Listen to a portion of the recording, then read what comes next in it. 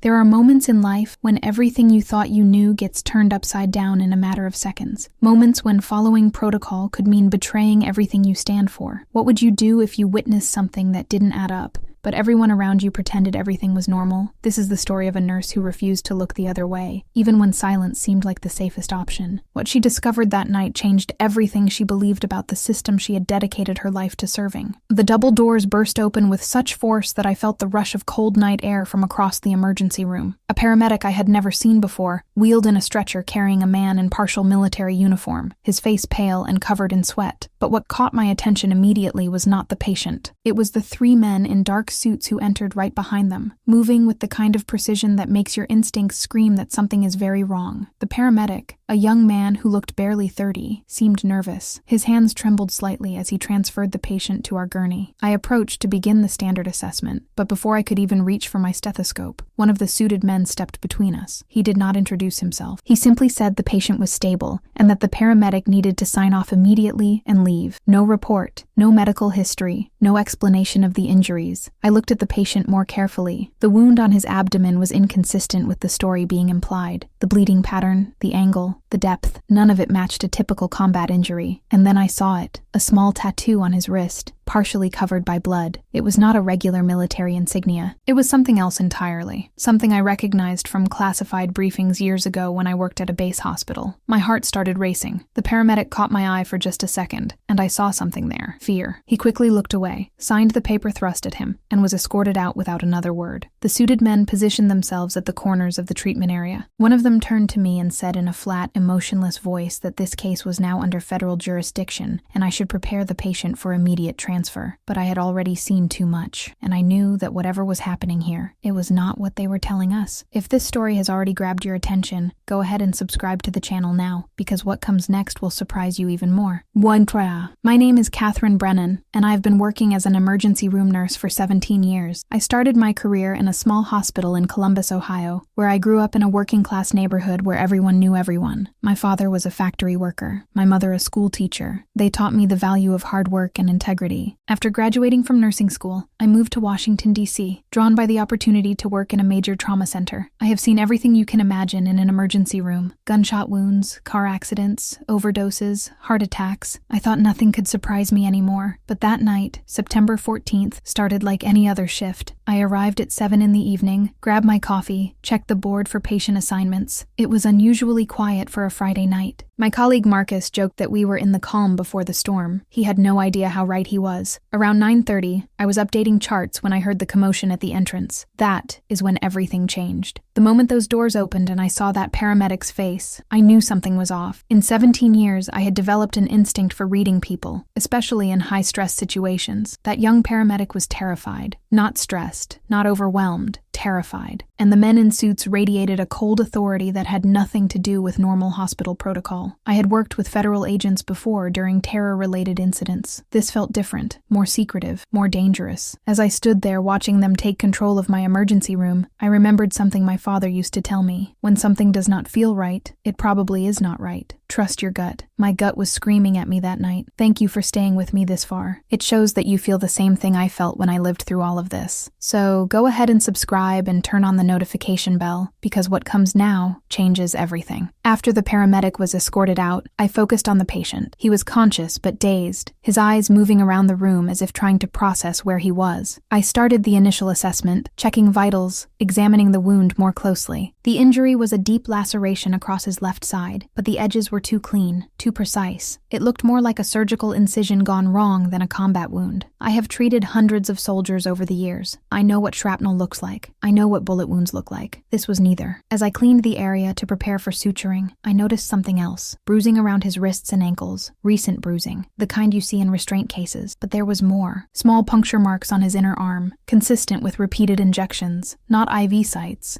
These were different, more deliberate, more frequent. I glanced at the monitors. His heart rate was elevated, but not from pain or blood loss. It was the kind of elevated rate you see in someone experiencing extreme psychological distress. One of the suited men moved closer. I could feel his presence behind me, watching every move I made. I continued working, trying to appear focused only on the medical task at hand. But my mind was racing. Who was this patient? What had happened to him? And why was there so much effort to control the narrative around his care? The patient suddenly grabbed my wrist. His grip was surprisingly strong for someone who had lost so much blood. He pulled me closer and whispered something so quietly that I barely heard it. 3 words that made my blood run cold. "They are watching me." Before I could respond, the suited man stepped forward and firmly but politely asked me to step back. Another nurse would take over from here. I was being removed from the case. Just like that. No explanation, no medical justification, just removed. Now I want to hear from you. Where are you watching this story from? Write it in the comments. It is incredible to see people from so many places following stories like this. That's how I stepped back as ordered, but I did not leave the emergency room. I positioned myself at the nurse's station where I could observe what was happening. My supervisor, Linda, approached me with a concerned expression. She quietly told me that I needed to let this one go, that it was above our pay grade, that federal cases came with their own protocols and we had to respect that. But Linda had always been someone who followed rules without questioning them. I respected her, but we were very different in that way. I watched as 2 other nurses, both younger and less experienced, took over the patient's care under the direct supervision of the suited men. They worked quickly, efficiently, asking no questions. Within 30 minutes, the patient was being prepped for transfer. No surgery, no proper treatment of what was clearly a serious wound, just stabilized enough to be moved. That is when I made a decision that would change everything. I walked to the medical records room and pulled up the limited information we had on the patient. His name was listed as John Smith, obviously fake. No social security number, no insurance information, no emergency contact, nothing. But there was an entry code at the bottom of the digital file, a series of numbers and letters that I recognized. It was a military classification code, but not from any standard branch. This was something else, something I had only seen once before, years ago, during my time at the base hospital, a black operations designation. I quickly took a photo of the screen with my phone, then closed the file. My hands were shaking. I knew what I had just done could get me fired, or worse, but I also knew that I had stumbled onto something much bigger than a simple medical case. That night, I barely slept. I kept thinking about the patient's eyes, the fear in them, the desperation, and those 3 words. They are watching me. Have you ever been through something like this where you had to hide something or stay silent? Write in the comments what you would have done. The next morning, I arrived at work to find my supervisor waiting for me in her office. She looked uncomfortable, which was unusual for Linda. She told me that there had been concerns raised about my conduct the previous night, that I had been observed taking photographs of patient records without authorization. My stomach dropped. I had been careful, or so I thought. The suited men had clearly been monitoring more than just the patient. They had been monitoring us. Linda said that I was being placed on administrative leave pending an internal investigation. I started to protest, to explain, but she held up her hand. She told me that this was not her decision, that it came from much higher up, that the best thing I could do was cooperate fully and not make things worse for myself. I left the hospital in a daze, 17 years of spotless service, and now I was being punished for doing what any good nurse should do, questioning inconsistencies, advocating for a patient. As I drove home, I noticed a dark sedan following me. It maintained a consistent distance, never too close, never too far. When I turned into my neighborhood, it continued straight, but the message was clear. I was being watched. That afternoon, I received an unexpected visitor. The paramedic from the night before was standing at my door. He looked exhausted, his eyes red from lack of sleep. He asked if he could come in. Against my better judgment, I let him. His name was Daniel Foster. He told me that he had been working as a paramedic for 6 years and had never experienced anything like what happened that night.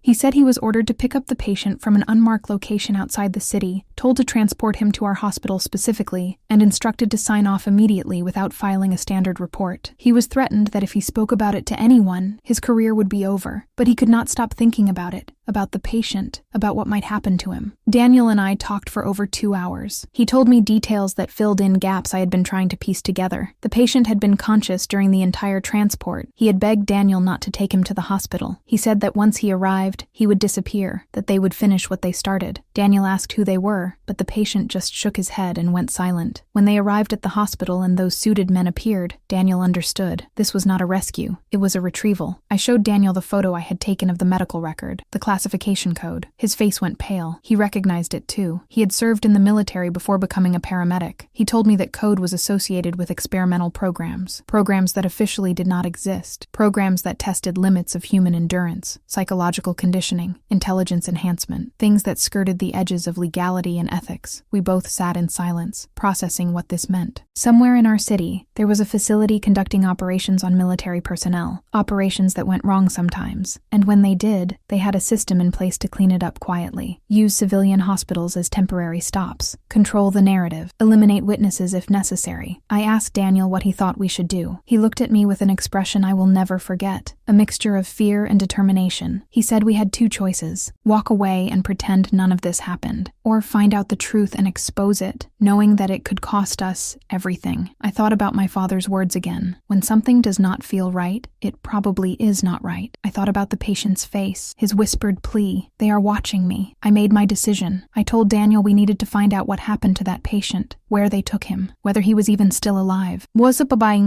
The next few days were a blur of careful investigation and growing paranoia. Daniel and I started by trying to trace where the patient had been taken after leaving our hospital. We called other medical facilities, pretending to follow up on a transfer case. Nothing. No record of any patient matching that description. It was as if he had vanished. I reached out to a former colleague who now worked at the base hospital where I had been years before. She was hesitant to talk, but after some convincing, she agreed to meet me at a coffee shop far from both our workplaces. She told me that there had been rumors for years about a research facility operating somewhere in the Virginia countryside, a place where military volunteers participated in advanced training programs, but some people who went there came back changed, or did not come back at all. She knew of at least 3 cases where soldiers had shown up at the base hospital with injuries that did not match their official records. Each time, federal agents appeared within hours and took control of the situation. She had learned not to ask questions. It was career suicide. As we talked, I noticed a man sitting 2 tables away. He was not looking at us directly, but I could tell he was listening. I had become hyper-aware of surveillance. When my colleague left, the man followed her out. My phone started receiving strange calls, numbers I did not recognize. When I answered, there was only silence. My home internet began having issues, random disconnections. My personal email was hacked. Nothing was taken, but the message was clear. They knew I was digging, and they wanted me to know they were watching. Daniel called me one night, his voice shaking. Someone had broken into his apartment. Nothing was stolen, but his files had been searched. His computer had been accessed. We both knew we were running out of time. I had to make the hardest decision of my career. Every instinct told me to stop,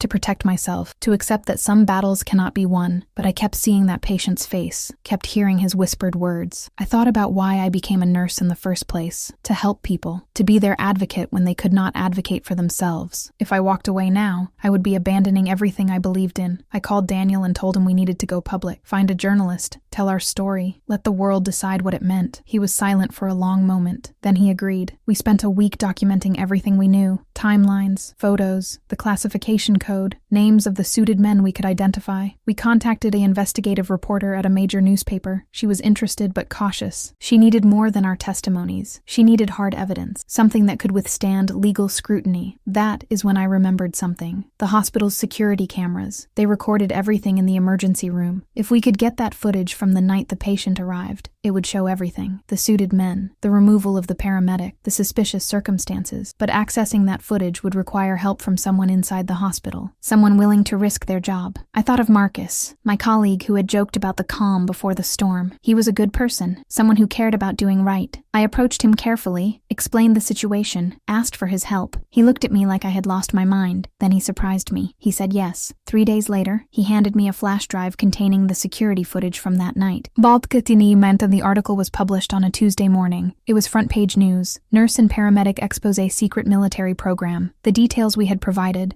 combined with the security footage and the investigative reporter's own research, painted a damning picture. Within hours, my phone was ringing nonstop. Media requests, legal threats, supporters, critics. The hospital issued a statement saying they were cooperating fully with any investigation. My administrative leave was suddenly lifted, but I was reassigned to a different department, away from the emergency room, away from anything sensitive. Daniel lost his paramedic license pending an investigation into his breach of confidentiality. The suited men, of course, denied everything. The facility we had tried to expose claimed to be nothing more than a standard research center. The military issued a statement saying that all their programs operated within legal and ethical guidelines. But something had shifted. Other people started coming forward, former soldiers, other medical professionals, people who had seen similar things, people who had been too afraid to speak up. A congressional inquiry was launched, not because of our story alone, but because we had opened a door that others could now walk through. The truth, it turned out, was even darker than we had imagined. The patient we had tried to help was found 3 months later, alive, in a psychiatric facility under a different name. He had been declared mentally unstable and committed involuntarily, but through legal advocacy groups that became interested in the case, he was eventually released. He testified about what had been done to him, the experiments, the conditioning, the attempts to erase his identity when things went wrong. It was a partial victory, some accountability, some justice, but it came at a cost. The innocence. My life changed completely after that night in the emergency room. I was labeled a whistleblower. Some people called me a hero, others called me a traitor. I lost friends who thought I had betrayed the system. I gained new ones who respected what I had done. My relationship with my family became strained. They worried about my safety, about the threats I received, about the lawsuit the hospital initially filed against me before public pressure forced them to drop it. Daniel and I stayed in touch. He never got his paramedic license back, but he found work as an advocate for military veterans. He turned his experience into something meaningful. As for me, I still work as a nurse, not in emergency medicine anymore. They made sure of that, but in a small community clinic where I can still make a difference in people's lives. I think about that night often, about the choice I made, about what it cost and what it achieved. People ask me if I would do it again knowing everything I know now, knowing the price I would pay. And the answer is yes, because I became a nurse to help people, to stand up for those who cannot stand up for themselves, to question things that do not make sense. That patient deserved someone to notice, to care, to refuse to look the other way. We live in a world where it is easier to stay silent, to follow orders, to not make waves, but silence protects the powerful and abandons the vulnerable. I learned that truth has a cost, but so does silence, and I would rather live with the consequences of speaking up than the guilt of staying quiet. That is my story. The night I saw something wrong and refused to pretend everything was fine. The night I chose integrity over safety. I cannot say it was the right choice for everyone, but it was the right choice for me. After hearing all of this, I want to know what you think. Would you have made the same choice in my place? Have you ever lived through a situation where you had to choose between following orders and doing what you thought was right? Share your story here in the comments. I love reading each one of your stories. And if this story made you reflect, subscribe to the channel so you do not miss the next ones.